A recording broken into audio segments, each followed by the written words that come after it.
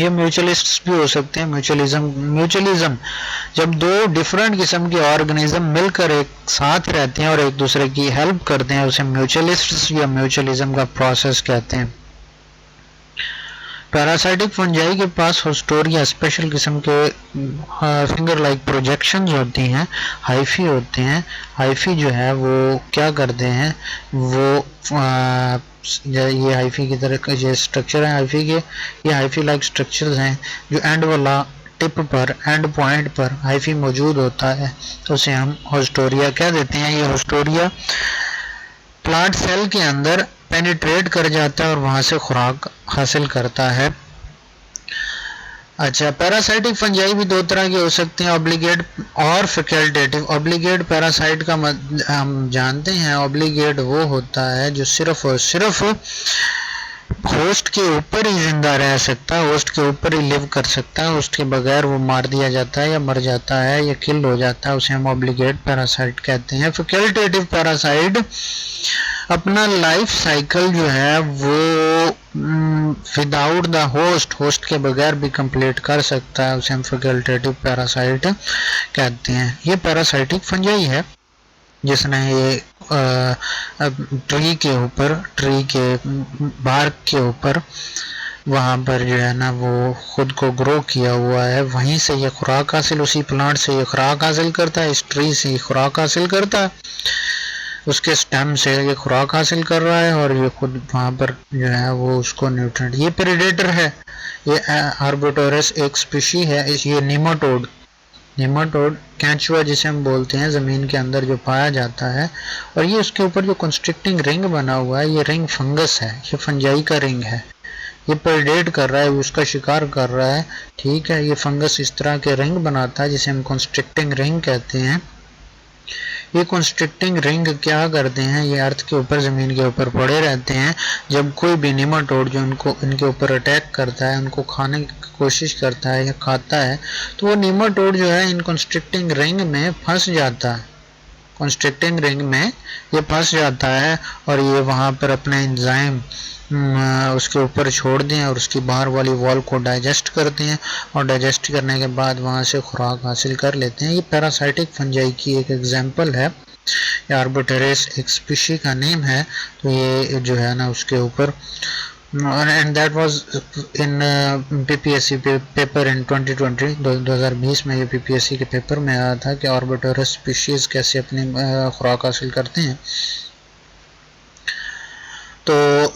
तो फंजाई बहुत सारी टाइप की मोड ऑफ न्यूट्रिशन रखते हैं। First one absorptive mode of nutrition, second one is parasitic mode of nutrition, third one is mutualism, और फिर आगे हमने एक और भी टाइप है म्यूचुअलिस्ट के आगे दो सब टाइप्स हैं, दो टाइप हैं। पैरासाइटिक फंजाई की भी आगे दो टाइप हैं। हमने ये पैरासाइटिक फंजाई की दोनों पढ़ ली, एब्लिगेट और फैकल्टेटिव। ऑब्लिगेट का मतलब that can not live without its host, जब एक ऑर्गेनिज्म जब अपने होस्ट के बगैर नहीं रह सकता तो उसे हम ऑब्लिगेट पैरासाइट कह देते हैं। जबकि फैकल्टेटिव का मतलब ये है कि वो अपनी लाइफ साइकिल बगैर, without the help of the host के बगैर भी अपनी वो लाइफ साइकिल को कंप्लीट कर सकता है, उसे हम फैकल्टेटिव पैरासाइट का नाम दे देते हैं। तो दो ये एग्जाम्पल हमने पढ़ी हैं कि कोनिफर्स के ऊपर अटैक करने वाला फंगस भी है और जो है वो कंस्ट्रिक्टिंग रिंग बनाकर निमाटोड्स के ऊपर अटैक करने वाला ऑर्गेनिज्म भी। तो म्यूचुअलिज्म की दो टाइप हैं, एक है लाइकन, एक है माइकोराइजा। एक है लाइकन और एक है माइकोराइजा। तो फर्स्ट वन हम लाइकन स्टडी करेंगे। लाइकन में क्या होता है, जब फंजाई दूसरे बैक्टीरिया या दूसरे छोटे जानदार माइक्रो ऑर्गेनिज्म के साथ मिलकर रहते हैं, एलजी के साथ स्पेसिफिकली, जब एलजी और फंजाई दोनों मिलकर रहते हैं, ठीक है। ये एलजी की जगह बैक्टीरिया भी हो सकते हैं, कोई दूसरे बैक्टीरिया भी हो सकते हैं, ठीक है। तो एलजी और फंजाई जब ये दोनों मिलकर रहते हैं, दोनों एक दूसरे की हेल्प करते हैं, दोनों एक दूसरे की मदद करते हैं और ये तब जो एसोसिएशन बनती है, तब जो कॉम्बिनेशन बनता है, उसे हम लाइकन्स का नाम दे देते हैं। यहाँ इमेज में आप देख सकते हैं ये एल्गल जोन है, यहाँ पर एल्गी मौजूद है। सेलुलर स्ट्रक्चर जो है, सेल की तरह दिखाई देने वाले जितने भी स्ट्रक्चर इसके अंदर मौजूद हैं, यहाँ पर ये पॉइंटर पॉइंट आउट कर रहा है, ये सारा का सारा एल्गी पार्ट है, यहाँ पर ये एल्गी मौजूद है। जबकि बाकी वाला जो हाइफी लाइक स्ट्रक्चर है, थ्रेड लाइक स्ट्रक्चर है, ये सारा फंगस का स्ट्रक्चर है। इसमें हम देखते हैं कि दो ऑर्गेनिज्म एल्गी और फंजाई दोनों मिलकर आपस में रह रहे हैं, दोनों एक दूसरे के साथ रह रहे हैं, ठीक है। वो क्या कहलाता है, वो लाइकन कहलाता है। इसमें जो ज़्यादा नज़र आने वाला पार्ट है, विजिबल पार्ट है, वो फंगस का ही होता है, ठीक है। अच्छा, फंगस करती क्या है, एल्गी को ज़्यादा लाइट से, स्ट्रॉन्ग लाइट से बचाती है, और दूसरा डिहाइड्रेशन से, डेसिकेशन से, पानी की कमी से बचाती है, ठीक है। मतलब कहने का ये है कि क्योंकि हमने कहा ये सरफेस एरिया बढ़ा देती हैं, बहुत ज़्यादा हद तक वो न्यूट्रिएंट अब्जॉर्ब कर सकते हैं ये हाइफी फंगस के पार्ट्स, तो ये खुराक बहुत ज़्यादा हासिल करते हैं और साथ में उसे प्रोटेक्शन प्रोवाइड करते हैं, ठीक है। प्रोटेक्शन प्रोवाइड करने के बाद, हिफाजत करने के बाद, बदले में उनसे ये खुराक हासिल करते हैं, ठीक है। एल्गी फोटोसिंथेसिस करता है, एल्गी फोटोसिंथेसिस करता है, खुराक खुद तैयार करता है, तो ये खुराक जो है वो एल्गी से लेते हैं, बदले में एल्गी को प्रोटेक्शन प्रोवाइड करते हैं और पानी की कमी से बचाते हैं, पानी इन्हें प्रोवाइड करते हैं, ठीक है। तो लाइकन सिर्फ और सिर्फ उन जगहों पर ग्रो करते हैं, ज़्यादातर उन जगहों पर ग्रो करते हैं जहाँ पर किसी एक ऑर्गेनिज्म का लिव करना, एक ऑर्गेनिज्म का जिंदा रहना पॉसिबल नहीं होता। मिसाल के तौर पर रॉक्स पर, रॉक्स के अपर सरफेस पर, जहाँ पर अकेला एल्गी भी नहीं रह सकता और अकेला फंजाई भी नहीं रह सकता, दोनों अलग-अलग रहेंगे तो वो किल हो जाएंगे, तो वो क्या है, वहाँ पर ये दोनों एक दूसरे के साथ मिलकर, ये म्यूचुअलिज्म की एक टाइप है, ठीक है, वहाँ मिलकर रहते हैं और उसे हम लाइकन का नाम दे देते हैं। सेकंड वन है माइकोराइजा।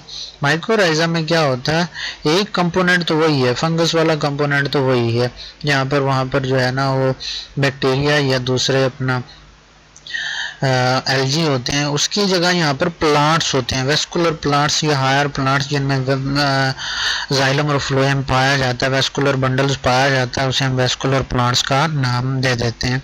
यहाँ पर अगर आप गौर से देखा जाए तो एक साइड पे हम देखते हैं कि बहुत सारे जो फंजाई के थ्रेड लाइक स्ट्रक्चर हाइफी जो हैं वो यहाँ पर मौजूद हैं, जबकि रूट की दूसरी साइड पर जो है वो मौजूद नहीं है। तो वो वाला प्लांट्स जिनमें ये पाए जाते हैं, ठीक है, उन्हें माइकोराइजल एसोसिएशन या माइकोराइजा का प्रोसेस कहते हैं। जिनमें ये नहीं पाए जाते, ये वो क्या है, नॉन माइकोराइजल कहते हैं कि वो माइकोराइजा उनमें नहीं है, ठीक है।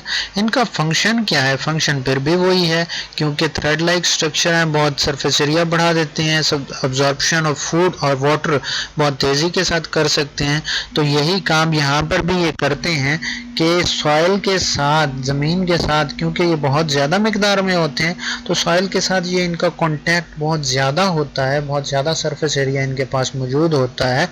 तो ये मुख्तलिफ organic, inorganic ions like phosphorus, copper, zinc वगैरह को और न्यूट्रिएंट्स वगैरह को सॉइल से अब्जॉर्ब करके ये प्लांट को देते हैं, और प्लांट बदले में फोटोसिंथेसिस करता है और फूड तैयार करता है, ऑर्गेनिक सब्सटेंसेस तैयार करता है, वो फंगस को दे देता है। तो ये दोनों एक दूसरे के साथ म्यूचुअलिज्म के ज़रिए, म्यूचुअल एसोसिएशन के ज़रिए एक दूसरे के साथ रहते हैं, एक दूसरे के साथ लिव करते हैं, ठीक है, एक दूसरे की मदद करते हैं। इसे हम माइकोराइजा का नाम दे देते हैं। माइकोराइजा की दो टाइप हैं, एंडोमाइकोराइजा एंड एक्टोमाइकोराइजा। एंडोमाइकोराइजा में क्या होता है, एंडोमाइकोराइजा में जो हाइफी होते हैं, फंगस के हाइफी होते हैं, वो सेल के अंदर तक चले जाते हैं। यहाँ पर अगर आप देखें तो यहाँ पर ये सेल के अंदर जाते हुए, हाइफी सेल के अंदर जाते हुए दिखाई दे रहे हैं, ठीक है, सेल के अंदर मौजूद हैं, तो उसे हम क्या कह देते हैं, एंडोमाइकोराइजा, ठीक है।